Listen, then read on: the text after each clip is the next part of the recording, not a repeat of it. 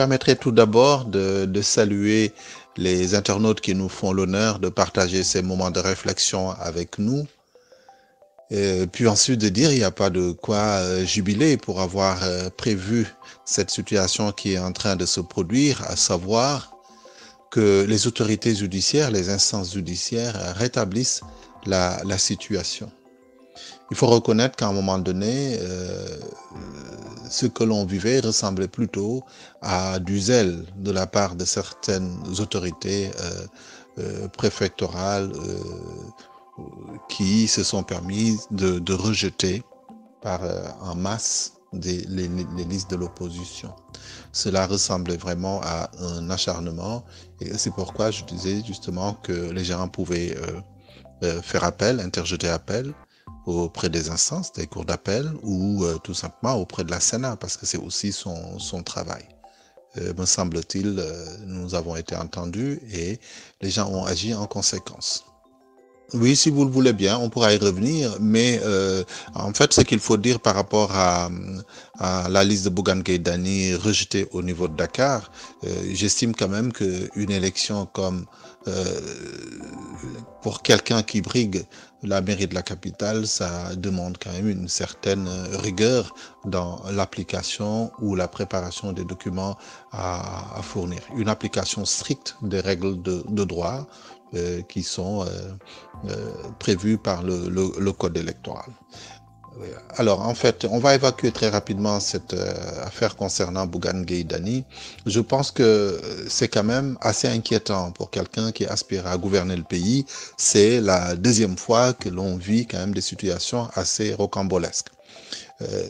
Dites-vous bien qu'en 2019-2018, donc il y a eu des annonces comme quoi il y avait plus de 700 000 électeurs qui avaient marqué leur accord pour le soutenir et l'accompagner. D'accord, une démarche qu'il avait renforcée en sollicitant un huissier pour certifier cela. Vous voyez, donc c'est assez inquiétant quand même que, au final, lors du dépôt des parrainages, que que le 1% souhaité n'ait pas pu être atteint.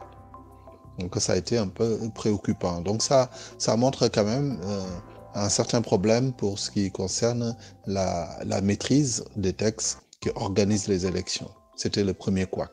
Cette fois-ci encore, au niveau de Dakar, avec ce qui s'est passé, ça interpelle encore tous ceux qui sont croyants, tous ceux qui adhèrent à son projet. Je pense que dans l'avenir, il vaudra mieux confier la gestion de ces listes à des professionnels du droit, notamment à des avocats ou des notaires huissiers. Voilà, des avocats plutôt, parce que ces questions d'application du code électoral, les avocats sont plutôt plus rompus à la tâche. Ils sont plus expérimentés dans ce domaine-là et je pense qu'ils pourront mieux l'aider, mieux l'encadrer et le conseiller. Non, c'est inévitable, c'est inévitable. On ne peut pas faire preuve d'amateurisme de manière continue. Eh ben, si, bien entendu, il a des ambitions nationales comme il le prétend, je pense qu'il faut qu'il règle ce problème-là de liste à déposer, de parrainage, de ceci ou de cela. C'est un sacré problème parce que là, il a saisi la Cour suprême, me semble-t-il, donc c'est son droit, mais c'est quand même assez préoccupant.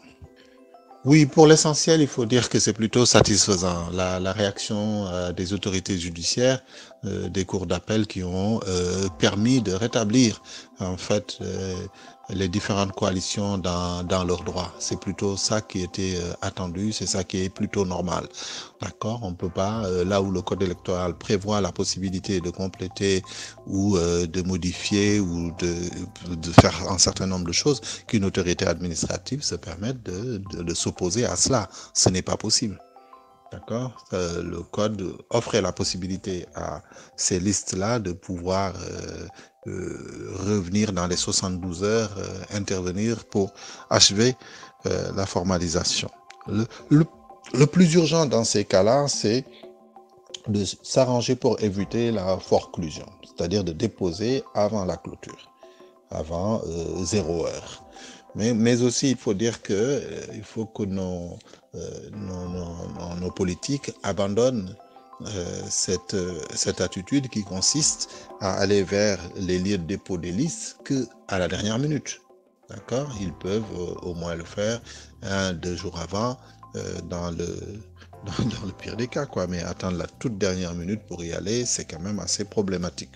Voilà, même si le code permet qu'on dans les 72 heures, on puisse encore intervenir ou agir sur la liste et contrôler les listes des autres.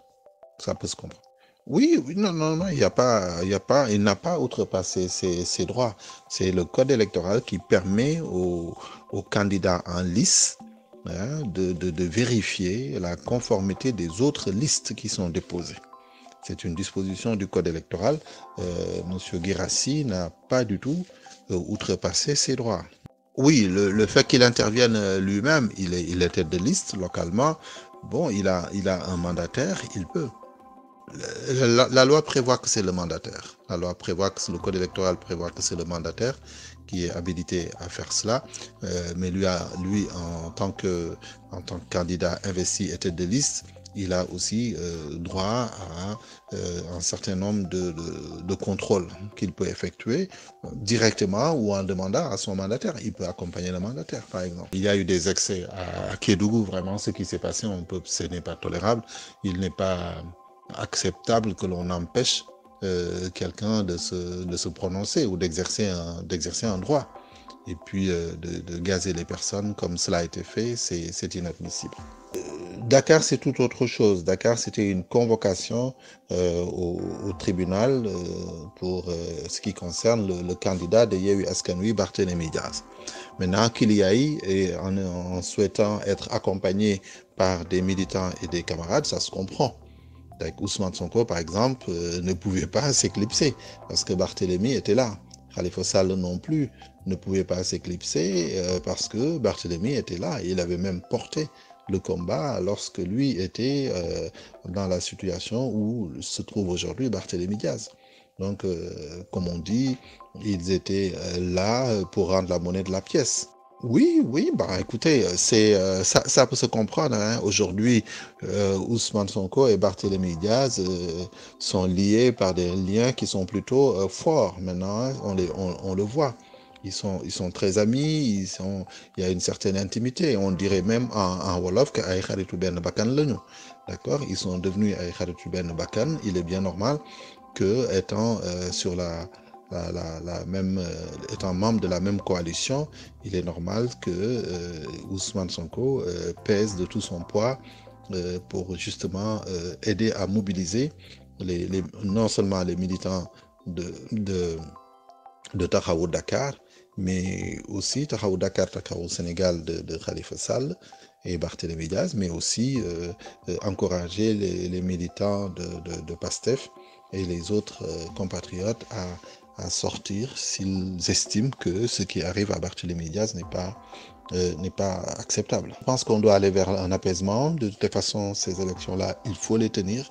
Ce qu'il faut, à mon avis, éviter, c'est de créer des situations de trouble qui feraient qu'il n'y ait pas d'élection. Ça, ce serait pas acceptable. N'oublions tout de même pas que ces élus locaux sont en place depuis plus de 7 ans maintenant, alors que leur mandat était des mandats de 5 ans. Voilà, je pense que pour aujourd'hui, on peut s'arrêter là et dire que tout est bien qui finit bien, comme le dit l'adage, l'intervention des autorités judiciaires au niveau des tribunaux d'appel qui ont permis justement de rétablir certaines listes ou coalitions dans leurs droits est une bonne chose. Ça permet d'apaiser le climat et ça permet d'aller vers une situation qui verra tout le monde jouir de ses droits et assumer pleinement son rôle dans le jeu démocratique. À très bientôt. Au revoir.